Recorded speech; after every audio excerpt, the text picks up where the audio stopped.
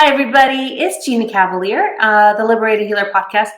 I'm really excited to introduce to you Rebecca Wildbear and her new book, Wild Yoga. Welcome.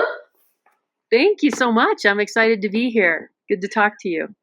Oh my gosh. So, I get a lot of books and I interview a lot of people, and a lot of my listeners and friends know that I went on a crazy journey in October. I had a sudden breakup. I was in a strange land and I had to try to find my way back home. And I was living in like a lot of different places and traveling. So I took a handful of my books of interviews, and you and I rescheduled a few times, and this book has gone around the world. It has gone to England and Ireland and all over the West Coast. And I brought it with me everywhere.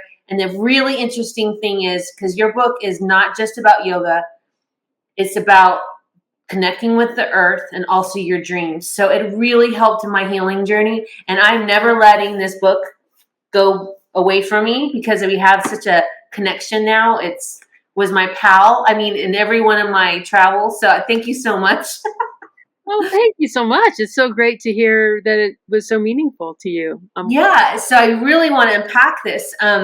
So this is Wild Yoga, a practice of initiation, veneration, and advocacy for the earth. And tell us a little bit about your journey, because at an early age you got diagnosed with cancer. I mean, you had just this like big awakening. Yeah, thank you. There's so many pieces to it, and I don't even include the whole story in that book because it's such a big story. But I include enough pieces that to take the reader along. And I do mention my journey with cancer when I was 21, my senior year of college, which was definitely like a wake up call. Yeah. Stopped me in my tracks from the way I was living and saw myself in the world in a completely different way. I had already been a philosophy, religious studies major, kind of seeking a higher power, some connection with a higher power, but not being sure if I believed in one, because I'm kind of a direct connection kind of person rather than just read about it, believe it. And so when I had cancer, I had a direct experience of a higher power inside me and outside of me. I've always experienced nature as a higher power my entire life since I was a child.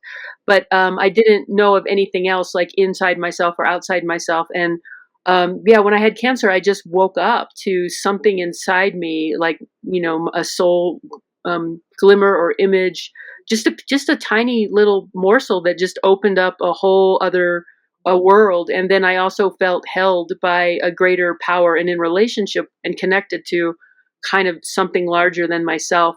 And it was hard to hold on to after I got well because it sort of came when, like at that heightened time of being ill, that sometimes that happens.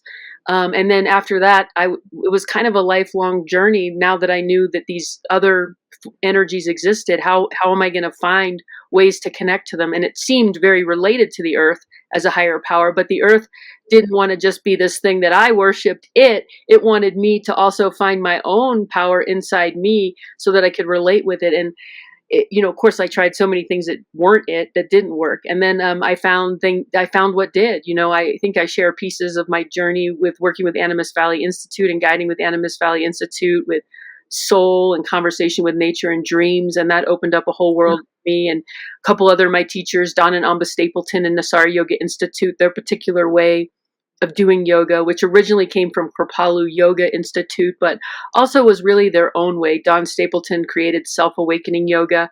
And so I kind of came I was always encouraged to create my own yoga. And so I've done that over the years as a guide in programs, but in writing my book, I was fully able to do that in a way where I could share it with everyone. Yeah. I mean, connecting deeply with the elements around you, and the way that you've written it is very easy to understand and very vulnerable. And you don't have to read it as a linear thing if you don't want to. I was kind of picking it apart at different times, which was speaking to me. Like, if I wanted to get more into my dream space and have a connection, and the steps on how to read the dreams and kind of connect with the earth, and that was your sort of it felt like your circle was the person, the earth, the elements with the earth, and then the dream state, correct? That's correct. Yeah, bringing in the dream, starting in chapter 6 in particular. I think I brought a little more in earlier, but in like chapter 4, but went into it quite a lot, in quite a bit of detail in chapter 6, and then it's woven throughout the rest of the book with every other practice. Yeah, and even your name, when I first saw Wildbear, that's a cool last name. And then I read the story that, you and your husband changed your name to that, but you had been using the bear spirit, and that you found out that your lineage translated into bear as well. So I just feel like, what was that sort of like, that whole, those aha moments were like, wow. Yeah, that's great. Thanks for reading that connection. Sometimes it is wild to follow these connections that we get through our dreams. Like Bear had come to me in my dreams a whole lot, and I had just thought it was a guide. It was an important guide that I loved, and then it made its presence more well known. Like, oh, actually, I'm more than a guide. Like, I want you to be the bear. I want you to be more like Bear. And then it like suddenly, made sense. And then when I found out about my ancestry, which was after that, it was like, wow, that is amazing. The connection that Bear's been courting me all these years, and also that Bear was one of the main soul guides in the dream world of my ancestors. Wow. And I had like a kind of a ticking question, because you talk a lot about going through like a cleanse, or I don't know, it's like where you don't eat or fast. And why is that important to your process?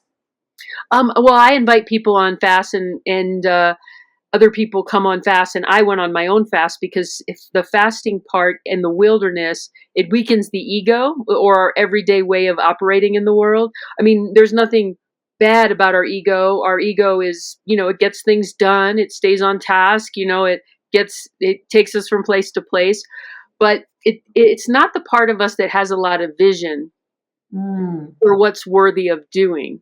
It's more like the muscle that can do it. So when the ego just has no vision, it follows the vision of the culture, or it's just out for itself. So it sometimes feels depressed or uninspired. It doesn't know what's worth doing. And the vision that we get from dreams and the earth and our bodies, those visions are really what can inspire us to what is worth doing. And that's one of the reasons that people do go on quests and fast, because if we weaken the ego is such a strong part of our personality that it often, won't get weaker. People get weaker on their deathbed sometimes and have an experience of a soul encounter because their ego is weak in their illness. But then if they die, they don't get a chance to live the vision. They see, oh, this is why I came here, but oh, too late. Now I got to go. But if you intentionally go into a ceremony where you intentionally weaken yourself and make yourself vulnerable to, and let go of the ego's everyday ways of operating, you can hear nature more and your dreams more. You can always be listening all the time. You don't have to do a fast, but a fast is one really kind of big ceremony that's an intentional way to say, actually, I really, really want to listen so badly, and I'm so hungry to listen that I'm willing to not eat food. So do you just drink water, and how long do you normally go, just in general? Yeah, just drink water. There's lots of ways of doing it, but yeah, the traditional way would be just water only. And that I do it in the way that I guide, and there's lots of people that guide quests in lots of ways, but I've been guiding them with animus, the animus quest, and we do it with water but no food. And we also do encourage people to do it their own way, which means like I've had people that are pregnant come and they've brought food and they've eaten. So that's been a big part of their quest, is nourishing their self and their baby to come. And I've had people with illnesses come who couldn't by doctor's orders fast. So they brought stuff to eat a little bit. So there's all sorts of ways to doing it. And fasting is not like a have to, but one of the things fasting does do is it weakens our ego. And so we get in an altered state in the same way that people get in an altered state when they utilize plant medicines. But plant medicines, they can come on real fast and then kind of leave real quick. The altered state comes on and then you get visions and experiences, and then it goes away. And sometimes it can leave people with a sense of not being sure how to live those visions or what they really meant. And a quest happens over 3 days, 3 or 4 days. So people fast. You can alternate the length. I've done lots of 24-hour solo fast myself, and I've also done five, 3 to 4 day fasts in my whole life. I did three to 4 day fasts over 12 years, 5 of them spread out about every 2.5 years. And so those are bigger ceremonies, and you get more altered because there's more days of not eating. And Well, yeah, I think this is a great alternative for people who are kind of afraid of alternate substances either as well.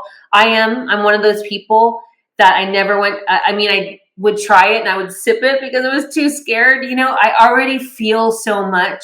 I've already, I'm an empath. I'm a Claire everything, and it's like I just, I don't like to feel altered. I don't like that sensation in my body, and so. This is why I really kind of liked yours, because there's a way of connecting. Like you said, you need a process to drop the ego, because it's so much ingrained anywhere, all over us, you know. yeah, But you want to hear and you want to tap into consciousness, and that you can now. This is simple. You can plug in at any time versus having to get a Peruvian shaman and make a special thing, which is great. And I know it's helped a lot of people, but it's almost not a crutch. I'm just saying you can plug it in, right? I agree with you. And I also think sometimes with plant medicines, and I write about one experience, as you might know, in chapter 12, that I'm also very sensitive, and so I haven't explored those too much, but a little bit. Because I get so much downloaded and I'm very sensitive. Plant medicines come on real strong with a lot of information. And so when you're a sensitive person, that's already receiving a lot, it can be a lot. And the fast comes on a lot slower, the altered state. Usually, we can't predict totally, but usually the transition between where you start and where you go, it just comes on slower and also lasts longer. So you have time to be with the images and things that are arising and be in conversation with them over days. Yeah. And I don't know the timeline correctly, but the Earth kind of gave you a name of Braveheart. Is that correct? Right, that was the first name I got in the very first quest, where I asked, and then there was more names and images which came to be what I call the complex soul cosmology over time that changes. But Braveheart was the first piece of the puzzle that I Yeah. received. Mm-hmm. And I think because you also mentioned that we're so kind of cultured to be disembodied, and that this is a way that you can bring connection. Yeah, through wild yoga, yeah, about being in the body. A big part in our culture is not in the body. From the time we're young, and put in desks, and continue on working in desks, and it's like a real culture of disembodiment, which is part of the challenge that we have in being whole and healthy and being related to the earth and in the world around us. So yeah, wild yoga, a lot of it is about coming back into our body, and practices for everyone. Yoga can sometimes be about like really hard poses, and only certain people can do it, and that's not what wild yoga is. Wild yoga is really inviting everyone through simple movements and sometimes complex options and opportunities, but the most important guide to your body is you. And so you can go very gently and very slowly to come back in and just be with your body as it is. And you have like goddess poses, and stand on in a rock outside and listen to the wind and the trees around you and how to connect with them. And I like that now you have a way to bring in the dream. Can you explain how that kind of process works? Yeah, well, I consider dreams to be part of yoga. Yoga is about all of our relationship with everything and who we are in the world. And Yeah. dreams is a very key relationship in our lives. Most of the time humans have been on the planet, they knew that dreams were important. And, indigenous cultures, way back before colonization, would listen to dreams, and every day. It was like more important than the news. It was the news. It was the spiritual news, practical and spiritual guidance. This is what this is who we should elect to office, or this is what we should do. And dreams have been lost in our present day culture, kind of like an extracurricular activity that you may pay attention to, or maybe you don't. But I'm trying to bring it back into central focus. If we're about wellness in the larger context of the world, the dream world is there to help us. It wants us to be who we really are. It wants us to uncover parts of our shadow, our soul's purpose. And I even believe that it potentially holds secrets and powers and possibilities to help guide us in how to deal with the changes that we can make in our world to live in a better way that would be in balance with the earth. And presently, we're challenged in our culture. I mean, there's all sorts of ideas that get pushed, but there isn't a lot of ideas that are really the kind that are really about protecting species and lands and really truly bringing us back into balance.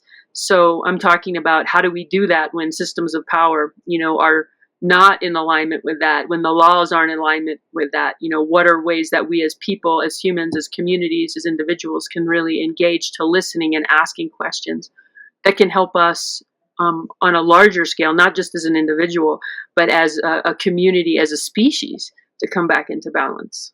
And the good thing is every single human on planet is sitting on the planet, on Earth, so it can grab this information and use it and help it.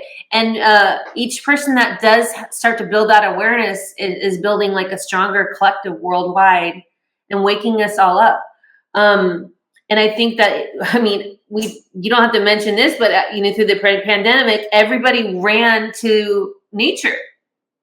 Mm-hmm. Because I think it was their instinct, like as creatures, as living vessels. We were like, let's go to nature, and that's not, and it's just changed, and it's been a really great topic of the conversation because why was so many people running away to these vast spaces and stuff? It just spoke to people, and we're going back to nature a little bit more, and that's why I think your book is a really great.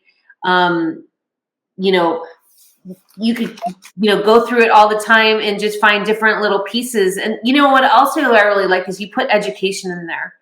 So sometimes a lot of these books they will have just wonderful exercises and a little bit of information about themselves, but you really have the education in there. You talk about a lot of serious things, like you talk about Roundup, the weed killer. I think it's Roundup. Mm-hmm, yeah.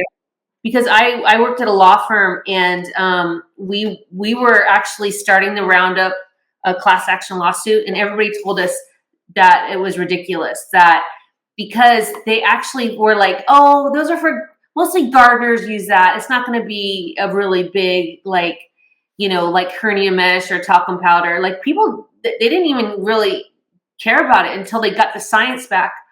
And not only is it killing people and giving them cancer, but it's killing our planet and our bees. Yeah, it's been killing so much, and sometimes there's been a belief that it only affects the people, the farmers, or the people that use it. And of course, it does affect them, but it affects everyone. It affects all the humans. It affects all the nature. Everyone. You're actually putting poison on the land. And when I walk by and I still see it on the shelves, it just blows my mind that we, can't, that's something with that much science behind it that knows that it's hurting our planet and ourselves so much. So I'm glad that you mentioned that, because that's a very serious thing that needs to hopefully get elevated at one point. I wanted to ask you because I had kind of a recent, I would call it a little bit of a trauma re-engagement of a situation. And I actually could not dream while I was in trauma. And it really was a bummer because I usually get calming advice or storylines. And then when I was in like anxiousness or trauma, I could not dream. So have you ever heard of that or experienced that? Definitely. I mean, a lot of people sometimes have a hard time dreaming, and it would make sense to me. I haven't heard it associated with trauma in particular, but it would make sense to me because trauma is about being overwhelmed most of the time. It's like there's so much stimulation coming into your system. Your nervous system can't relax or find ease with, whether it's things that are actually happening in the present or memories of past things that have happened that are just surfacing or coming up and still in your body system. There's an overwhelmment, so there isn't a lot of space for dreams. Yeah. So it would make sense to me. But there are ways to court dreams, and I would imagine one way to court dreams if you're working with trauma would be to work with the trauma and bring yourself back into a place of balance so that you'll have space to listen. So can you just walk us through a little bit of how you can listen to nature, like a basic understanding? Yeah, in my deep and ecological perception, I go through some of the different steps. One of the first steps is to just actually go out into nature and take off your headphones or your radio or your phone. Like, I mean, go out into nature and give nature your attention. And that even means in your thinking mind. Like, it can be easy to go for a walk to, quote, try to clear your head, and you're walking and you're thinking about stuff. You're clearing your head, but you're not really, because you're thinking about stuff and trying to figure stuff out. So I'm talking about relating to nature, where you actually kind of just let go of trying to figure things out and try to, like, empty your mind as much as you can.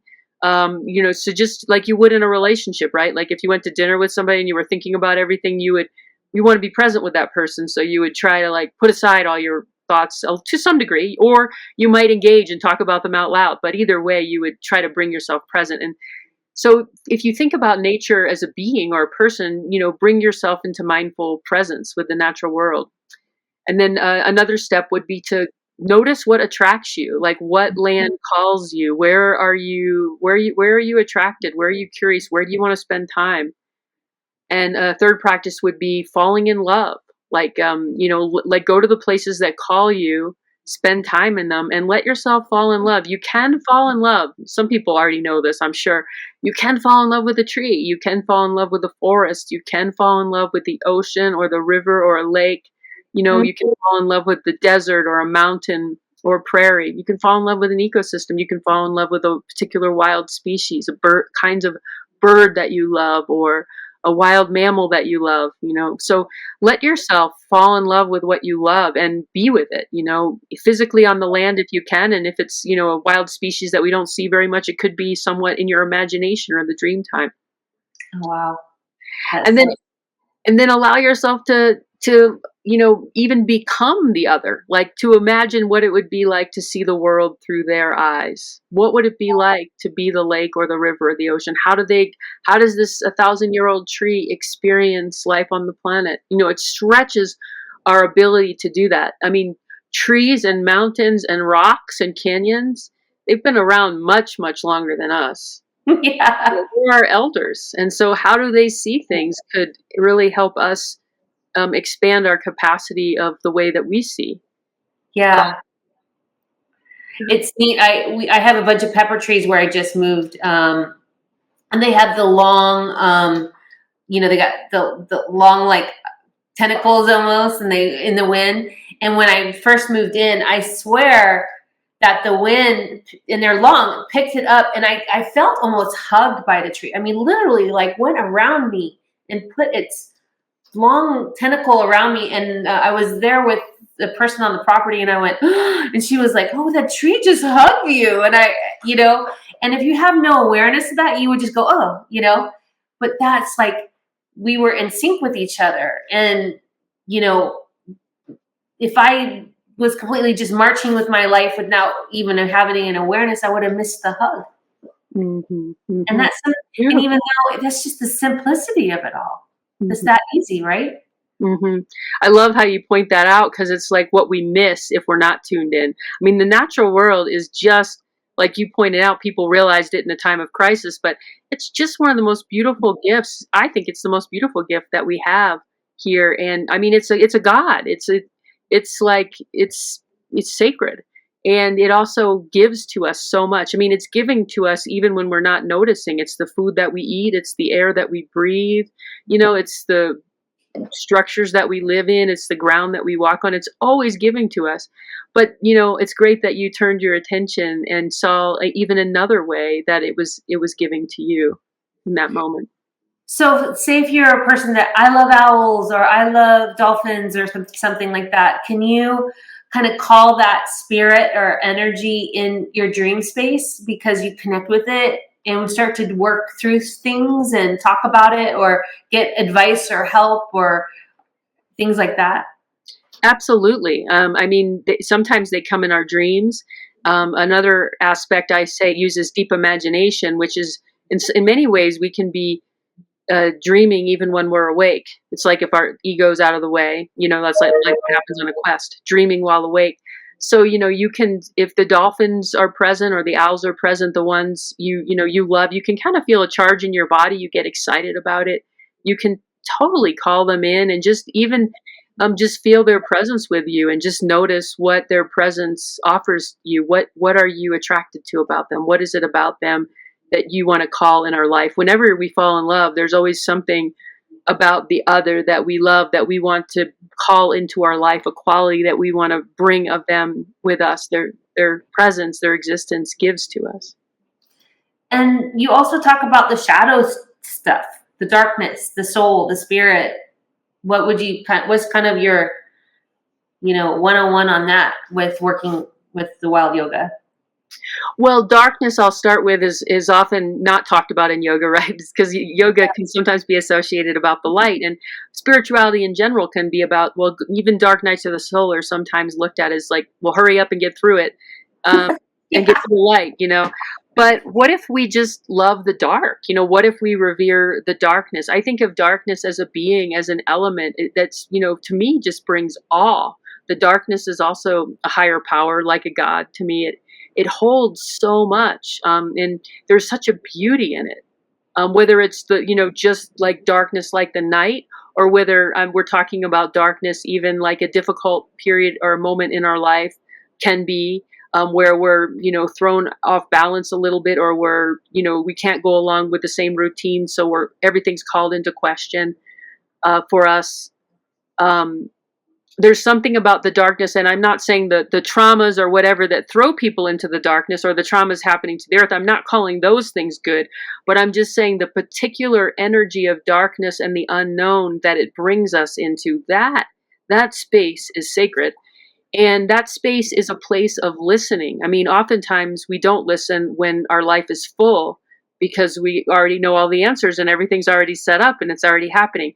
But when we're in the darkness, that state in ourselves, that also can be, we can intentionally go into it in the dark, in the night. I mean, I offer darkness practices in a lot of the programs I guide, to go out and have a relationship with the dark and to see what comes up.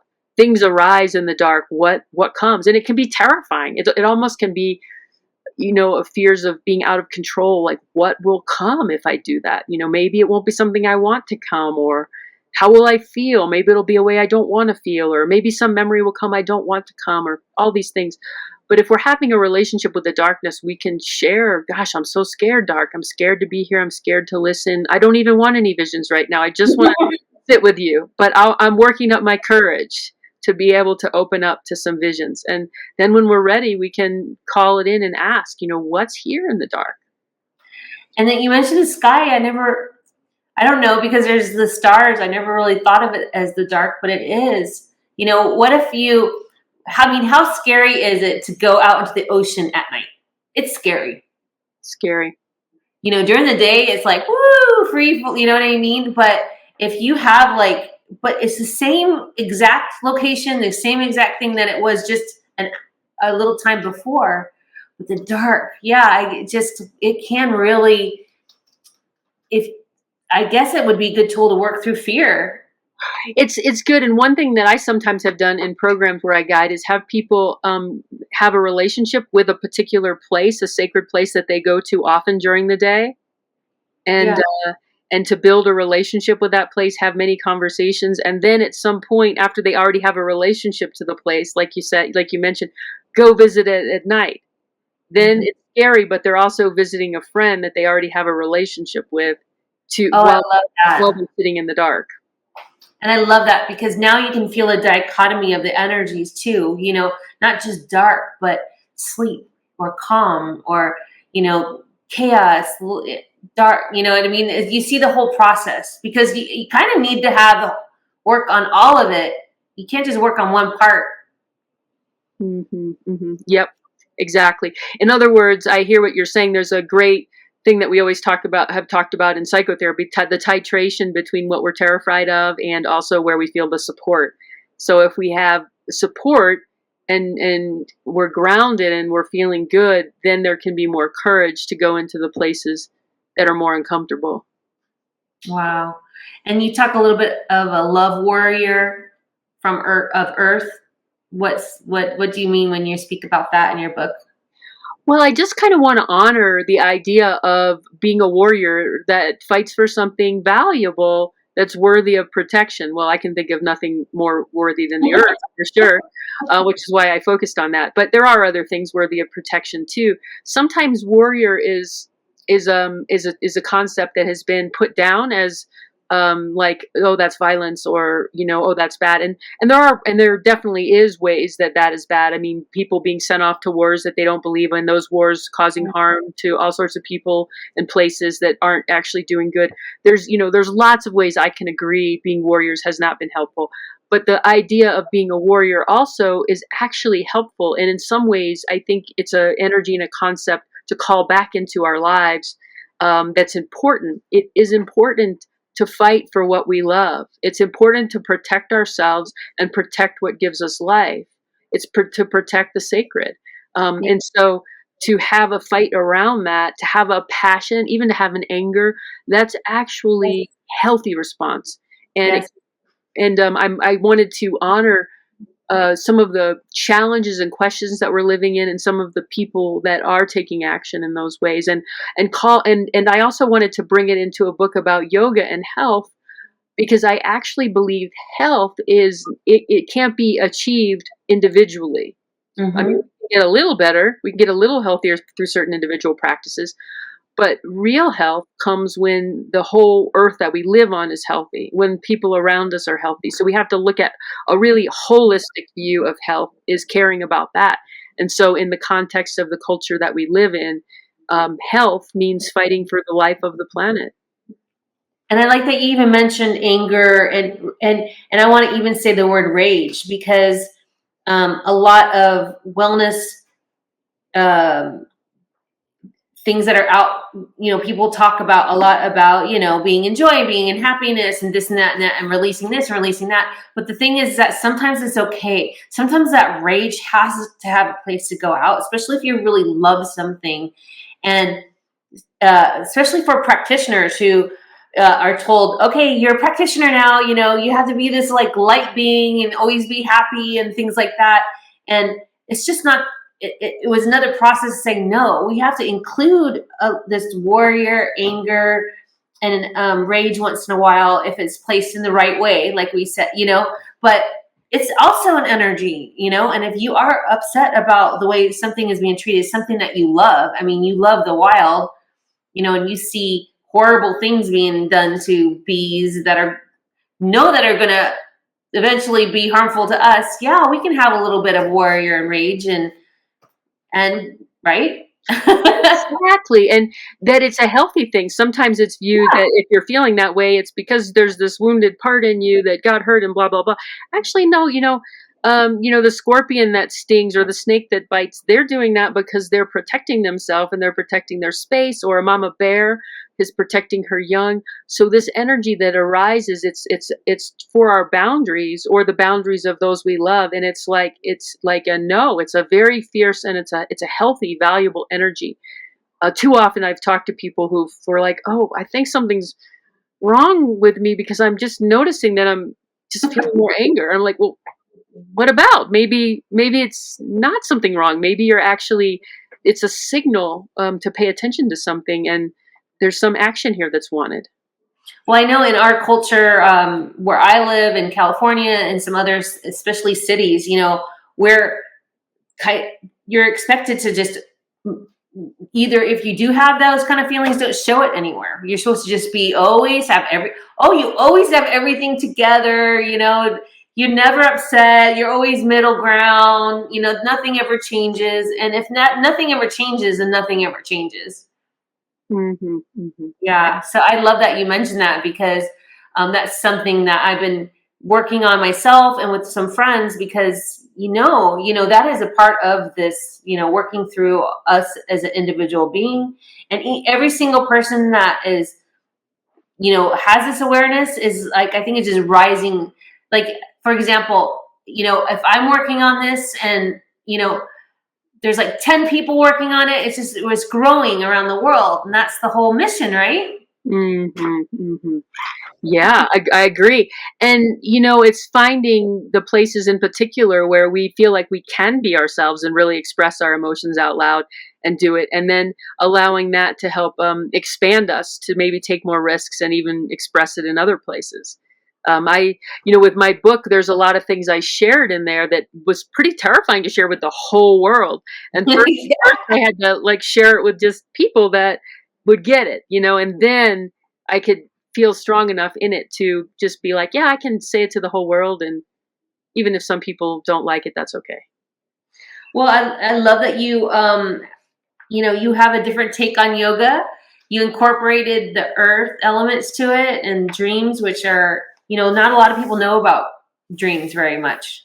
And they don't really incorporate that, especially in yoga.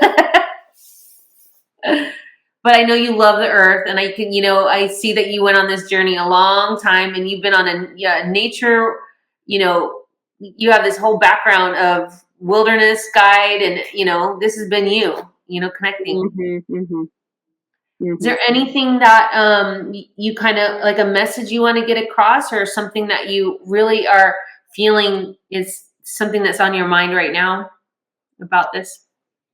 Well, I would say that, one of the ways that I set up the book, it's got a lot in it, as you know, and I love how you said that you could just read one, you could kind of move around. You didn't have to read the chapters in order. And I think I totally agree with that. And I also set them up kind of a little bit progressively, at least my sense of like starting with like the basic, easier things to grasp, and then moving into more complex ideas and stories and processes. Yeah. So, it's fine to get the book and to really stick with the first, second, and third chapter for a while. There's enough practices in there that could last somebody a long time, and to move on as you feel able to. I really encourage people to take care of themselves like I do in yoga. Just like I would say, you shouldn't necessarily do all the poses I teach in an asana class because your body may or may not want to do all those poses. Do the ones that work for you, and we can do gentler variations or more intense variations. And so in my book, I cover a broad range, right, of, starting out slow and easily, and then we get to pretty full on intense places. So it's just like the yoga practice. There's a lot offered, and you can take in what you can take in at the moment, and move on as you can in the time it takes.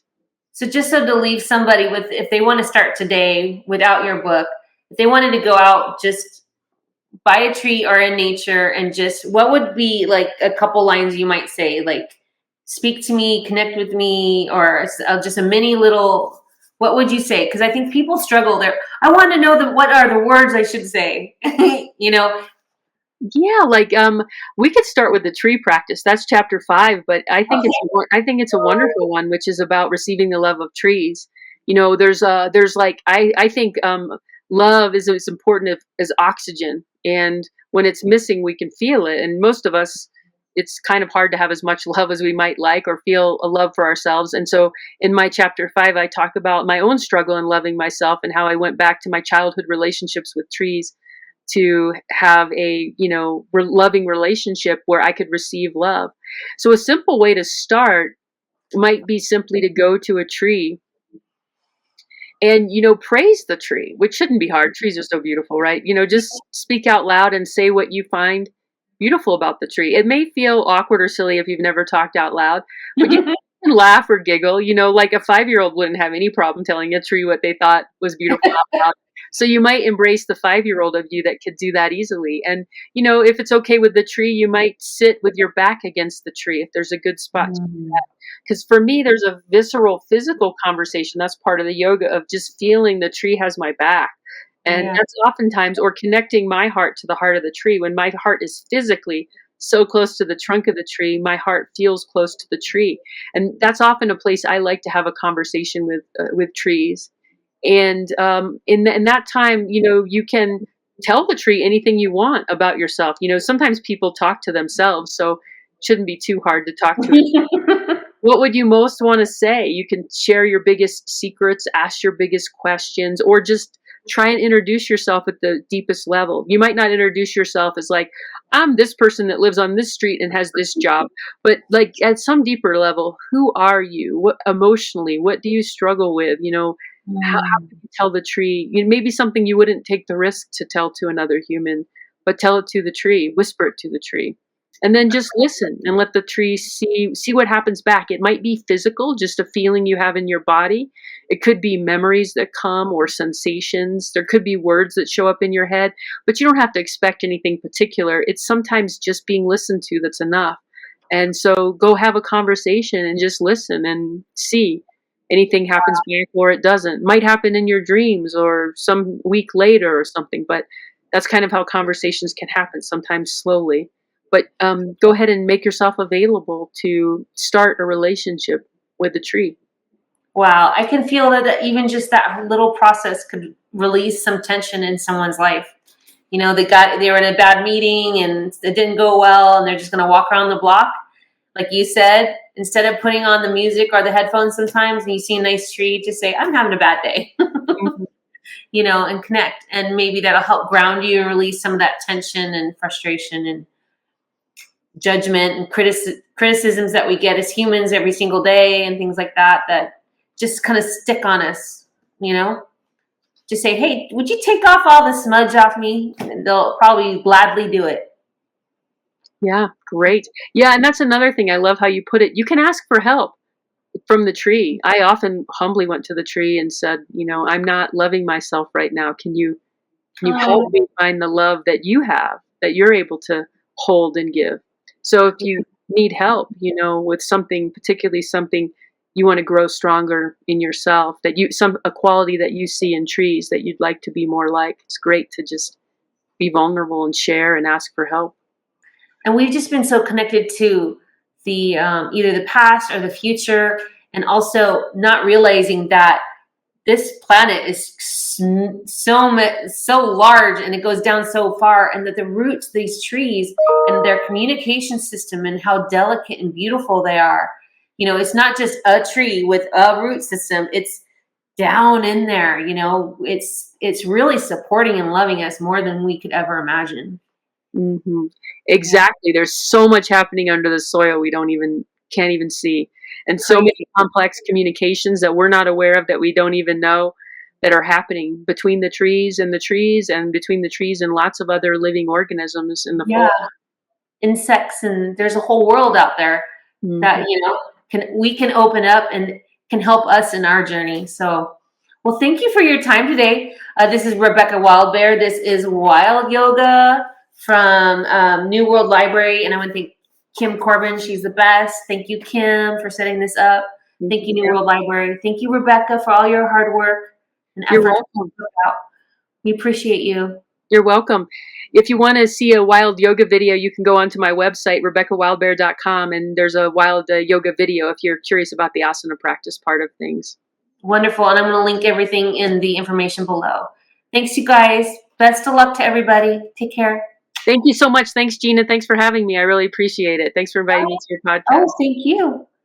Bye.